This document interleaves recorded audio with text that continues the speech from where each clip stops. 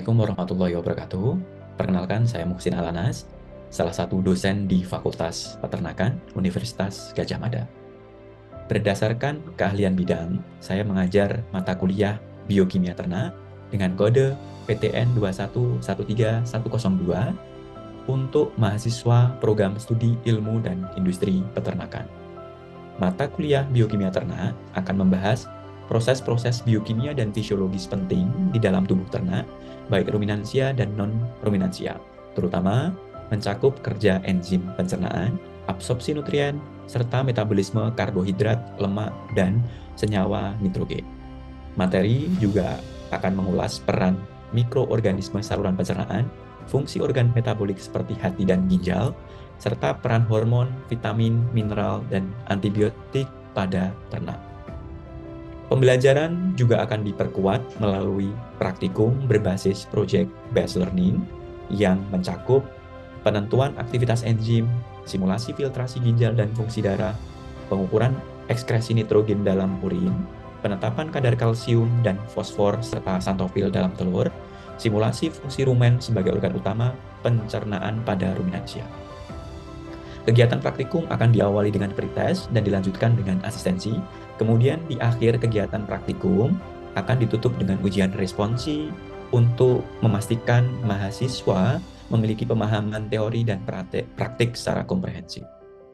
Kuliah akan dilaksanakan selama 16 kali pertemuan yang terdiri dari 14 kali pertemuan untuk materi di kelas, kemudian dilanjutkan 2 kali ujian tengah semester dan ujian akhir semester. Media pembelajaran untuk kuliah biokimia ternak menggunakan Simaster dan Elo yang merupakan platform di Universitas Gadjah Mada untuk mendukung proses pembelajaran mahasiswa secara asinkronus dimanapun dan kapanpun. Penilaian untuk mata kuliah ini meliputi 3 aspek. Yang pertama adalah aktivitas partisipatif dan tugas, yang kedua adalah hasil proyek, dan yang ketiga adalah kognitif, yakni ujian tengah semester atau ujian akhir semester. Berikut adalah salah satu proses pembelajaran di dalam kelas. Selamat pagi teman-teman semua. Semoga teman-teman dalam keadaan sehat. Kita kembali menyambung kuliah kita tentang biokimia ternak. Materi kali ini tentang chemistry and metabolism of hormones. Jadi harapannya nanti teman-teman mengetahui apa sih hormon dan manfaatnya untuk ternak seperti itu. Saya awali kuliah pagi hari ini dengan suatu video dan teman-teman coba lihat dan rasakan apa yang kemudian terjadi dalam tubuh teman-teman setelah melihat video ini. At M&S, we know exactly where all our beef comes from our tender sirloin steaks, to the beef in our delicious prepared meals, from the beef in our sandwiches, to our new mouth-watering beef burgers. We can trace all our beef right back to every farm and every animal. M&S beef. We trace it so you can trust it. Oke. Kemudian saya ngajak teman-teman untuk ke Mentimeter. Coba teman-teman semua masuk menggunakan HP saja ke Mentimeter ya. Saya ingin tahu sebenarnya setelah melihat video itu, apa yang teman-teman rasakan. Udah di-scan semua? Oke, kalau sudah kemudian teman-teman masuk menggunakan HP ke Mentimeter, kita coba akan masuk ke websitenya. Apa yang Anda rasakan setelah melihat video ini? Oke, saya ingin tahu sebenarnya dari teman-teman semua, setelah melihat video itu, apalagi pagi-pagi itu, apa yang dirasakan? Enak, lapar, enak, ngiler. Oke. Oke. Oke. Rata-rata pada menjawab lapar. Enak gitu. Apalagi yang belum sarapan di pagi hari. Yang menjadi pertanyaan berikutnya adalah, mengapa Anda merasakan lapar? Kalau setelah kemudian melihat video tentang makanan Anda lapar, kemudian Anda merenungkan, kenapa kemudian teman-teman bisa lapar? Dan kenapa juga ingin makan yang belum sarapan, karena ini masih pagi hari.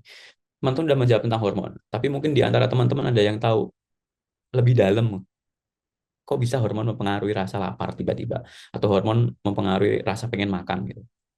Stimulus untuk merasa lapar.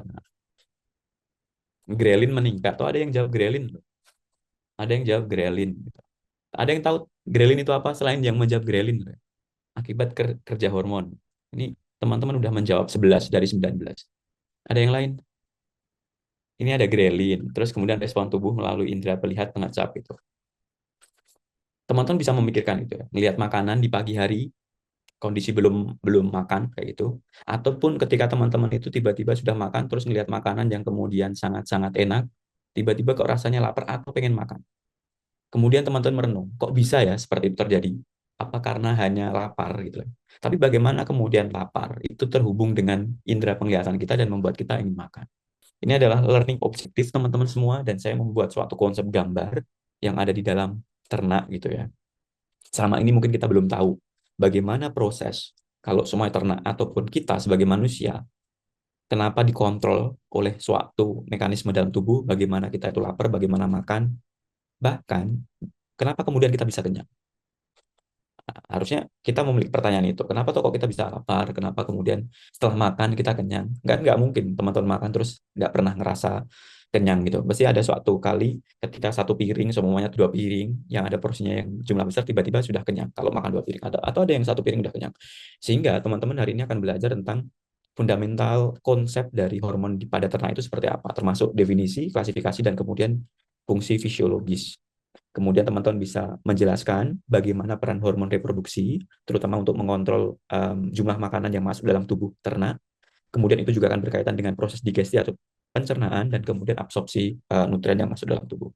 Kemudian teman-teman juga nanti akan melakukan analisis fungsi utama dari hormon metabolisme. Ya, jadi terdapat hormon yang mengontrol metabolisme dan itu juga mengontrol tentang hormon digesti juga.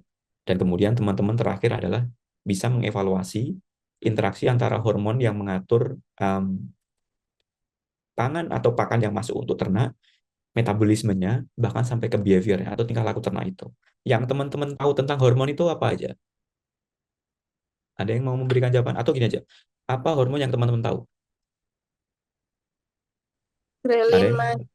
apa? Insulin. Grelin, Insulin. Mas. Oke, yang paling terkenal insulin. Selain itu, Hormon-hormon Grelin. Hormon lapar. lapar. Oke. Ini udah ada agak Kortisol. advance, udah tahu ada ternyata ada hormon lapar. Setelah itu hormon apa lagi tadi? Kortisol, Mas. Oh, akbar kortisol, hormon stres kayak gitu. Terus selain itu ada hormon apa? Peptin, Mas. Leptin. Oke. Selain itu yang teman-teman tahu ada leptin, ada lapar, ada kortisol, ada hormon apa lagi? Dopamin. Ada hormon apa lagi? Adrenalin.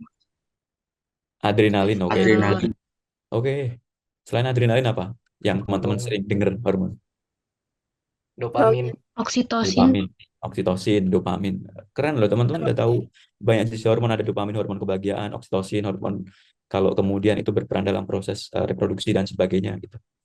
Biasanya banyak mahasiswa itu mengetahui oh ada progesteron, estrogen, hormon reproduksi gitu. Dan teman-teman tadi udah ada mencap hormon-hormon yang lain. Ini adalah hormon ya. Sedikit highlight tentang hormon itu adalah suatu chemical messenger atau pembawa pesan yang kemudian memberikan sinyal ke dalam darah dan ke jaringan. Ya, jadi hormon itu bekerja sangat lambat, kemudian sangat berpengaruh terhadap berbagai proses dan itu sangat berbeda-beda. Contohnya kayak tentang digesti atau kemudian pencernaan makanan atau kemudian tentang pertumbuhan atau kemudian tentang reproduksi. Ya, dan jenis atau kategori hormon itu banyak teman-teman dan di sini disebutkan ada yang kemudian amino acid, ada yang kemudian peptide, ada yang kemudian protein dan ada yang kemudian lipid like hormone. Jadi kayak hormon itu ternyata diproduksi atau disintesis dalam tubuh itu dalam bentuk asam amino atau dalam bentuk peptida atau dalam bentuk protein seperti insulin yang teman-teman tahu dan ini cukup hormon yang cukup terkenal. Kalau insulin bermasalah ini akan menyebabkan problem dalam tubuh kita ya. Nah, karena kemudian teman-teman itu tadi ada yang nyebut insulin contohnya kayak gitu. Nah, teman-teman saya pikir tahu bagaimana dulu ya sejarah insulin itu kemudian diproduksi dan kemudian dikomersialisasi seperti sekarang. Karena kenapa? Insulin itu sangat berperan besar. Ya, teman-teman tahu kalau semuanya insulin nggak ada, glukosa di dalam tubuh teman-teman itu akan sangat tinggi sekali dan itu akan menjadi masalah. Sehingga harus diinjek insulin kemudian diubah menjadi glukagon. Saya hanya akan mengulang beberapa aspek. Ya, insulin itu sangat berpengaruh dalam proses membuat keseimbangan glukosa ya di dalam tubuh teman-teman. Kalau insulin kemudian nggak diproduksi di pankreas, itu kemudian akan membuat glukosa itu sangat tinggi sekali. dan itu akan menyebabkan problem sekali. Dan itu terjadi ketika obesitas di dalam tubuh seseorang. Nah, setelah itu kemudian teman-teman, kalau kita tadi menyebut adalah fungsi hormon, ya, ini adalah sedikit fungsi hormon. Ada yang berhubungan dengan growth performance, ada yang berhubungan dengan metabolisme, ada yang berhubungan dengan digesti, ada yang berhubungan dengan homeostatis atau menjaga keseimbangan seperti yang tadi kita bahas tentang insulin. Ya, jadi hormon itu sangat memiliki peran penting, terutama dalam mengatur berbagai proses dalam tubuh seperti pencernaan, pertumbuhan, metabolisme, ya, kemudian menjaga konsentrasi ion, ya, gitu. Nah, kemudian kita tadi kembali ke video tadi. Nah, teman-teman tadi kan banyak menjawab karena ada grelin. Oh, ternyata ada grelin gitu ya. Kemudian ada yang menjawab ada hormon lapar kayak gitu. Nah, pertanyaannya, bagaimana interaksi antara usus dengan otak atau otak dengan usus? Makanya di dalam biology science itu sering dikenal kayak brain, gut, axis. Brain itu adalah otak, gut itu adalah usus atau saluran pencernaan, dan kemudian aksis itu adalah interaksi, ya. Jadi otak bisa mempengaruhi usus, usus bisa mempengaruhi otak. Nah, pertanyaannya gini, lapar itu identik dengan kekosongan yang ada di usus teman-teman. Ketika usus teman-teman itu kosong, kemudian atau lambung teman-teman kosong, muncullah hormon yang namanya grelin. Ini disebut hunger hormon atau hormon lapar. Dan ini terjadi pada ternak juga.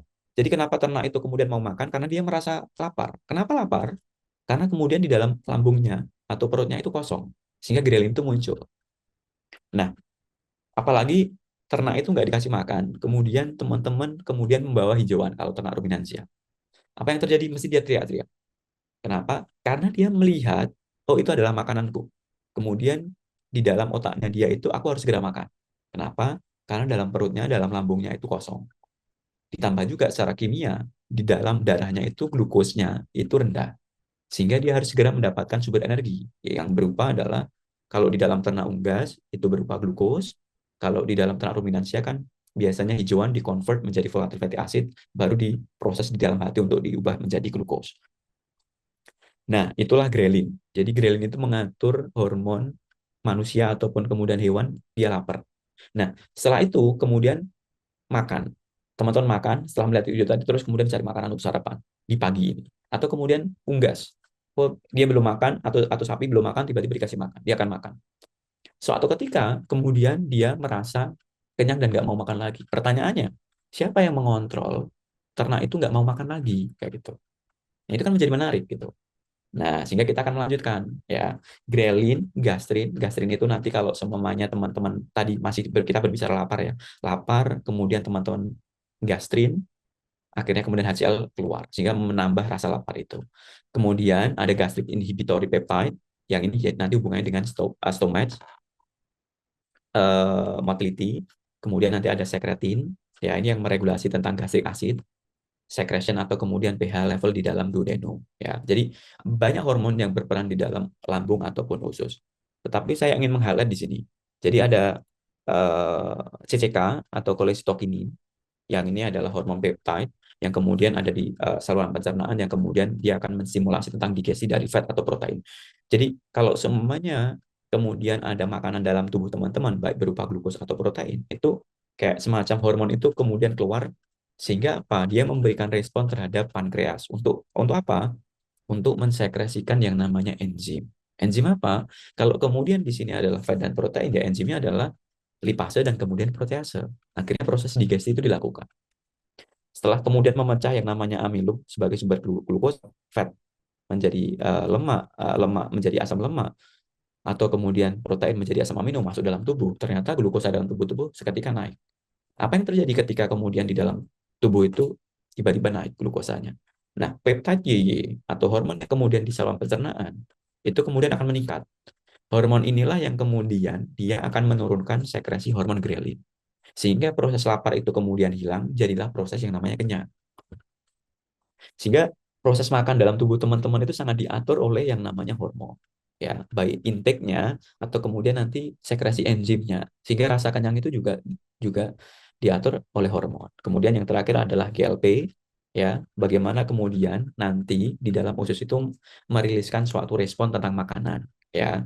Kemudian dia akan memberhentikan proses makan karena kemudian dia akan mempengaruhi yang namanya neuropeptide Y atau hormon yang ada di dalam otak, ya. Nah, nanti kita sedikit membahas berdasarkan hasil penelitian yang dilakukan oleh mahasiswa di lab nutrisi, biokimia nutrisi. Nah, setelah kita tadi masuk di saluran pencernaan tentang yang namanya hormon pencernaan, kemudian kita masuk di dalam hormon metabolisme yang kemudian teman-teman sudah sebut tadi. Nah, jadi kalau semuanya glukosa udah masuk nih, udah dicerna di dalam usus dari amilum oleh amilase menjadi glukos, atau kemudian monosakarida yang lain masuk di dalam darah, ternyata tinggi. Siapa yang mengatur hormon itu? Ya tentunya mesti ada hormon juga. Yang teman-teman tadi sebut adalah insulin dan glukagon. Insulin itu akan mengubah glukosa menjadi glikogen. Kalau glukagon mengubah glikogen menjadi glukosa, tergantung kebutuhan energi yang ada dalam tubuh teman-teman. Nah, begitu juga kalau semuanya, glikogennya cadangannya udah rendah. Ternyata dari adipose tissue atau jaringan lemak itu mesti akan dibongkar. Ya. Nah, dia akan mengalami proses lipolisis. Ya. Nanti akan masuk lagi-lagi ke mitokondria dengan adanya proses beta oksidasi. Begitu juga dengan otot. Kalau seumpamanya glukosa di dalam tubuh teman-teman itu kurang, ya otot, terutama nanti glukogenik amino acid atau asam amino yang kemudian dia itu bisa menyumbangkan gugus karbon untuk proses gluconeogenesis, ya akhirnya dia akan diambil. Tapi itu proses yang panjang dan biasanya terakhir. Ternak itu makan itu mesti ada dua aspek. Pertama itu maintenance, dia bagaimana menjaga tubuhnya. Yang kedua itu adalah bagaimana kemudian dia bisa berproduksi. Tetapi yang menjadi utama itu adalah dia harus maintenance dulu. Kalau semua maintenance itu kemudian tidak dilakukan, dia nggak akan pernah berproduksi. Ya, jadi kenapa kemudian kita berbicara basic science kayak gini itu teman-teman jadi tahu apply-nya nanti akan seperti apa. Jadi bagaimana kita memberikan makan kepada ternak itu ada dua aspek. Satu maintenance. Kalau teman-teman hanya menyisihkan makanan itu untuk maintenance, ya jangan berharap untuk produksi. Tetapi teman-teman itu juga harus tahu maintenance dan berapa energi yang dibutuhkan untuk produksi ataupun protein. Ya, dan teman-teman tahu juga fasenya. Kalau ternak itu fasenya tidak lagi produksi, teman-teman kasih makanan tidak hanya sekedar untuk maintenance, pasti larinya akan ke lemak atau dibuang di dalam tubuh. Teman-teman pasti tahu, dulu belajar di biokimia dasar. Kalau glukosa atau lemak itu tidak dibutuhkan untuk energi, pasti dia akan disimpan adipose tissue menjadi lemak. Kalau protein karena nggak bisa disimpan dalam tubuh, dia pasti akan lari ke amonia atau urea atau asam urat pada ternak itu. Jadi kenapa kita belajar basic science itu artinya nanti harus tahu apa yang harus kita lakukan kayak gitu. Ini adalah tadi teman-teman juga sudah menyebut tentang adrenalin dan epinefrin. Ini hubungannya juga dengan kortisol. Jadi kalau soalnya teman-teman itu mengalami stres, ternyata teman-teman itu langsung ngedropin glukosa. Makanya kenapa kemudian stres itu biasanya hubungannya dengan banyak makan. Karena glukosanya masih turun. Dan itu juga dipengaruhi oleh hormon. Akhirnya tadi, kembali lagi ke tadi, glukosa turun. Setelah kemudian adrenalin atau kortisol, itu kemudian meningkat, ternyata ngedrop di glukos. Nah, glukos ngedrop, siapa yang kemudian akan naik hormonnya? Glukagon. Glukagon, oke, benar banget. Jadi glukagonnya naik, kenapa? Karena harus membongkar glikogen untuk menjadi glukos. Bayangkan kalau semuanya ternyata glikogennya nggak ada, ya teman-teman harus ngemil banyak untuk mencukupi kebutuhan glukos. Makanya kalau teman-teman itu mengalami stres, kenapa kemudian banyak ngemil? Ya karena kemudian teman-teman butuh glukos. Karena proses ini yang kemudian terjadi. Gitu. Kemudian kita lanjut, ini adalah penelitian yang sangat menarik sekali dari Randi, mahasiswa S2. Jadi ini adalah penelitian tentang low protein diet atau pakan yang proteinnya itu direndahkan. Kenapa? Karena kalau diunggas, pakan protein tinggi itu pasti akan membuat amonia tinggi. Sehingga cemaran lingkungan itu akan luar biasa. Sehingga kita mencoba untuk membuat inovasi bagaimana menurunkan protein di dalam pakan dan akhirnya kemudian menurunkan amonia, tetapi produktivitasnya itu tetap optimal. Karena kalau kita bisa menurunkan protein, itu bisa mengurangi biaya pakan dan kemudian juga bisa mengurangi dampak lingkungan. Yang menjadi problem adalah pakan rendah protein itu ternyata memberikan dampak terhadap metabolisme dan juga bahkan sampai ke produktivitas yang rendah. Ya, jadi kita ingin mengetahui dengan penambahan suatu senyawa fit aditif yaitu gamma aminobutyric acid yang merupakan salah satu jenis asam amino yang dia nanti juga akan mengontrol tentang brain atau di dalam otak. Nah, pakan rendah protein itu memiliki dampak juga terhadap metabolisme di saluran pencernaan atau digesti tadi itu. Sehingga dengan adanya aminobutyric acid itu tuh bisa menekan dampak negatif yang muncul karena pakan rendah protein tadi. Nah, sehingga bagaimana kita ingin mengetahui kombinasi antara pakan rendah protein dengan gamma aminobutyric acid atau GABA tadi itu dalam proses hormonal di dalam tubuhnya dan nanti akan berpengaruh terhadap behavior, terutama kalau data di sini itu feeding dan drinking, makan dan minum, sehingga nanti akan berpengaruh terhadap produktivitas. Jadi kalau seumpamanya diberikan pakan rendah protein, ternyata contohnya kayak grelin meningkat atau kemudian ini peptide YY itu turun. Ya, peptide YY itu kan tadi hormon yang kemudian berhubungan dengan kenyang. Ya, kalau seumpamanya peptide YY ini kenyang, membuat kenyang, dia akhirnya berdampak ayam itu masih mau makan gitu. Karena kenapa? Karena setelah diberikan oleh GABA ini, ternyata hormon ini tuh turun gitu. Begitu begitu sebaliknya dengan grelin. Grelin itu naik. Jadi artinya apa? Artinya ternak itu masih mau makan. Setelah ternak itu masih mau makan, ya akhirnya kemudian dia optimal mengonsumsi makanan dan akhirnya berdampak terhadap peningkatan produksi yang optimal. Harapannya seperti itu. Nah, makanya kemudian kalau kita lihat feeding behavior ditambah dengan GABA, feedingnya itu meningkat. Kenapa? Harapannya itu ya konsumsinya itu tetap tinggi, ya stabil dan produktivitasnya tetap optimal gitu. Jadi tidak, karena penelitian-penelitian sebelumnya itu kalau semuanya low protein diet itu pasti terjadi feed intake yang turun. Makan berkurang itu pasti akan pertumbuhannya masih akan berkurang. Sehingga dengan adanya GABA ini kita ingin menyeting gimana makannya tetap tinggi dan akhirnya dia memiliki produktivitas optimal. Nah, ternyata GABA bisa mengintervensi beberapa hormon yang berpengaruh di dalam regulasi food intake atau makan tadi itu. Ada yang mau ditanyakan? Kalau semisal ternak diberikan suatu bahan pakan itu kan kadang ada yang palatabilitasnya tinggi, ada yang rendah. Nah itu dari sisi hormonnya itu apakah dia juga dipengaruhi atau bagaimana ya? Itu yang pertama. Terus kalau misalnya pada manusia itu misalnya mungkin lagi stres, terus tiba-tiba ingin makan sesuatu, tapi spesifik makan sesuatu makanannya. Nah itu tuh bagaimana kok bisa tubuh itu berpikir pengen makan makanan A, kenapa nggak makanan B? Misalnya di depan sudah ada martabak, tapi pengennya eh sushi atau ramen gitu. Nah itu gimana ya, Mas? Pak, mau izin sedikit bertanya aja. Jadi kan dari sedikit penjelasan Bapak, saya berarti ada hal yang bisa saya ambil bahwa baik itu manusia ataupun hewan, ada hormon di mana dia bisa mengikat memori traumatik dari makanan yang dicicipinya gitu. Nah ini sebenarnya memang pemikiran bodoh aja Pak, tapi menurut saya mungkin akan bisa diaplikasikan. Jadi kan misalnya nih, saya ada target tertentu, ingin hewan ternak saya makan makanan yang udah saya ciptakan dengan kandungan nutrisi yang bagus gitu. Tapi di sisi lain, saya berikan dia preferensi makanan lain yang saya udah tahu dia nggak akan suka dan akan menciptakan traumatik gitu. Jadi apakah ada penjelasan terkait hormon trauma yang akan diciptakan setelah hewan ternak itu makan pakan tersebut gitu? Iya. Itu sih Pak. Kalau pembelajaran tentang hormonal dan kemudian memori itu memang ada gitu ya. Contohnya kemudian kalau kita ngelihat sapi perah contohnya gitu ya. Kalau kemudian sapi atau ternak, nggak cuma sapi perah ya, kalau ayam gitu ya. Jangankan tentang pakan gitu ya. Tentang orang pun dia akan punya memori itu gitu ya. Coba bedakan kalau semuanya teman-teman itu besok ya masuk ke kandang di mana teman-teman nggak pernah masuk kandang itu. Di sisi lain ada seorang peternak yang kemudian udah biasa tiap hari ngurusin si ayam itu. Pasti kalau dia peternak yang biasanya sudah tiap hari, ya dia tenang aja gitu. Tapi kalau teman-teman masuk dan baru pertama, mesti dia akan gaduh. Ya, dan itu kemungkinan besar ya. Apalagi ternak-ternak yang mudah mengalami stres kayak ayam, contohnya kayak gitu. Ya, jadi kedua tentang pakan tadi itu ya. Kalau pakan sebenarnya, pakan itu juga akan sangat mempengaruhi. Jadi kalau teman-teman ya gini, pakan A, pakan B, teman-teman kemudian palatabilitas itu karena mereka juga punya memori gitu. Pertama palatabilitas karena memang rasa, kalau terutama di ternak ruminansia ya, ternak ruminansia itu kayak sapi dan sebagainya. Dia palatabilitas tinggi karena memang dia bisa merasakan gitu loh. Berbeda dengan unggas. Kalau unggas itu biasanya kalau pakan dia mau makan karena dia bisa mendukung pertumbuhannya dia. Kalau dia memberikan penyakit, dia mesti nggak akan mau makan lagi. Karena kenapa? Karena kemudian dia memiliki memori itu. Contohnya gini, pakan dengan kandungan toksin, karena kita juga melakukan riset tentang mikotoksin gitu ya, atau racun yang dari jamur.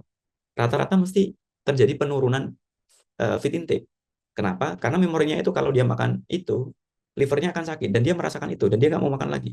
Jadi kayak semacam berbagai proses panjang dalam tubuhnya itu akhirnya membuat suatu kesimpulan di memori dia nggak mau makan. Nah akhirnya kemudian feed intake-nya jadi turun gitu. Nah jadi baik unggas maupun ruminansia juga memori itu. Ya. Kemudian kalau teman-teman itu ternyata memiliki makanan yang food intake-nya tinggi, bisa jadi bagus. Karena kalau di ruminansia itu tidak hanya sekedar nutrient requirement ya, karena dia bisa merasakan dan bahkan indera perasanya lebih tinggi daripada manusia. Ya, makanya itu bisa menjadi dasar sebenarnya itu. Makanya gini, penelitian-penelitian tentang behavior atau animal welfare itu banyak kemudian tentang neuroscience juga. bagaimana dia menganalisis ketakutan, menganalisis dia itu nyaman gimana dan sebagainya. Makanya ada beberapa hormon yang dianalisis.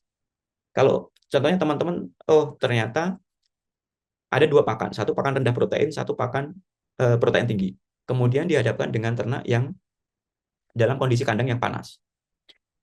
Ketika teman-teman memberikan pakan untuk unggas yang kemudian high protein tinggi di kondisi panas, tubuhnya dia itu pasti akan meningkatkan panas. Karena protein itu, oksidasi protein itu pasti akan menghasilkan panas. Satu sisi, protein diturunkan, yang membuat suhu tubuhnya itu kemudian menjadi lebih rendah. Akhirnya menjadi nyaman, karena suhu unggas itu udah 42, kalau nambah 1 derajat tadi udah kepanasan dia. Nah, sehingga ayam itu feed intake-nya, dia memilih yang kemudian low protein diet, dan penelitiannya ada, gitu. Jadi dia akhirnya memiliki memori itu, untuk memilih mana yang paling sesuai dengan tubuhnya. Gitu. Ada yang mau menyimpulkan?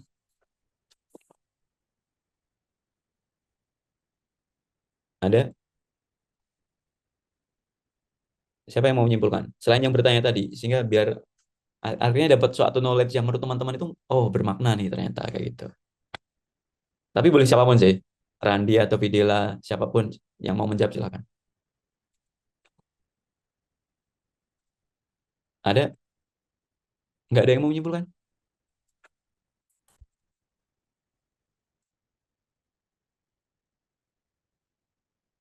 Satu aja, satu orang yang kemudian mau menyimpulkan. Dari awal tadi kita belajar tentang hormon, dan menurut teman-teman apa kesimpulannya? Berdasarkan versi teman-teman. Yang saya dapat dari awal sampai akhir ini, Mas, bahwa kesimpulannya bahwa setiap aktivitas di dalam tubuh itu dipengaruhi oleh hormon. Sehingga ketika kita ingin melakukan riset, menarik apabila kita menghubungkannya dengan hormon, Mas. Ya. Gimana Mutadin, mau lanjut lagi riset tentang hormon? Lanjut, Mas.